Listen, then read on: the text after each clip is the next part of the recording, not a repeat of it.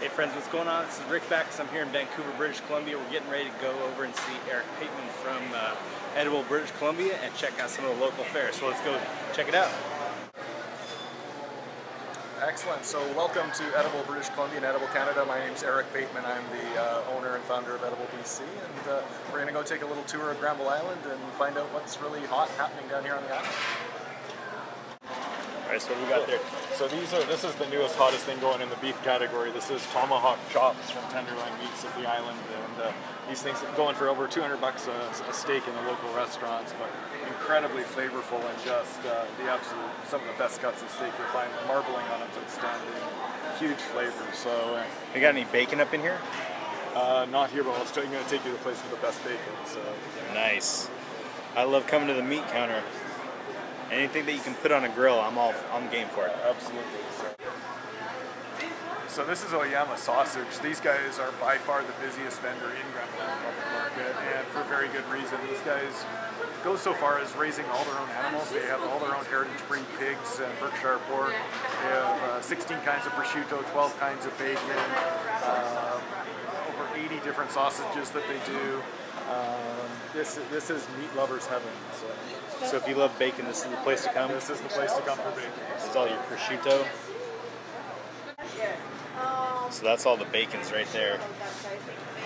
Again, constantly turning over. Weekends will have a larger selection. I got the guanciale. So this is the Kazu prosciutto, so Kazu being the leaves from the sake pressings from the Granville Island sake maker, which they've used to then air dry around and cure the prosciutto. So it's got that really nice sort of umami style flavor due to the Kazu. All right, what do we got here? This is the Okanagan red wine cured prosciutto. So this one they actually age in about an Okanagan red wine for 6 months and then air dry afterwards.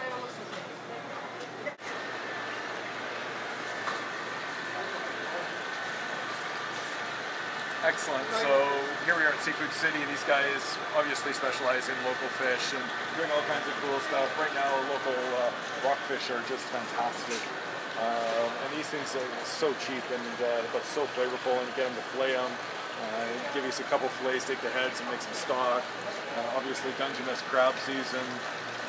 All the local oysters and mussels. It's you can't come to the West Coast without all of these things. So. We got the little mackerel. See, that's what we got here. Sockeye, nice. So we'll walk over to a place called the Lobster Man here on the island. Oh, I saw that. The best place for seafood from like a shellfish perspective. All right, so what do we got here? So you got kumamotos and kushi, golden mantles, and your malpec, which actually comes from the East Coast, but all of these are West Coast oysters. The best part is the Salt Spring Island mussels. These are good sized mussels.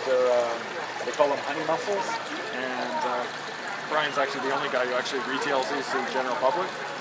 Everybody else, you can only get them in restaurants. Huh. And basically the entire shell, normally in a mussel you get a good 75%, you'd be doing pretty well. These things are like 80-90% full of meat.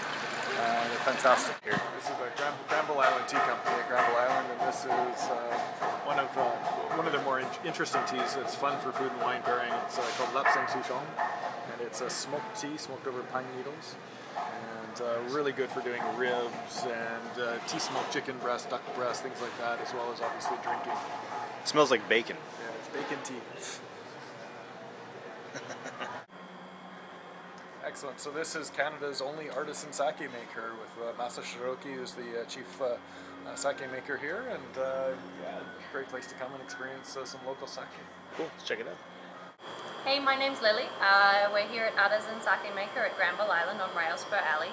We make handmade craft sake here right on the premises. There's the 2 fermentation tanks right behind me here. The sake we'll be drinking today is called Junmai Namagenshu. Junmai means pure rice in Japanese and refers to the fact that the sake is a very natural sake, there's no preservatives in it, and also that it has no added distilled alcohol, which is sometimes the case with some sakes. Namazake means that it's a very fresh and unpasteurized sake, which is a form in which we can't import from Japan because there are export laws there that demand everything be pasteurized. So a very rare kind of opportunity to drink a fresh, unpasteurized sake, which hasn't been stripped of its natural flavors through the pasteurization and filtration process.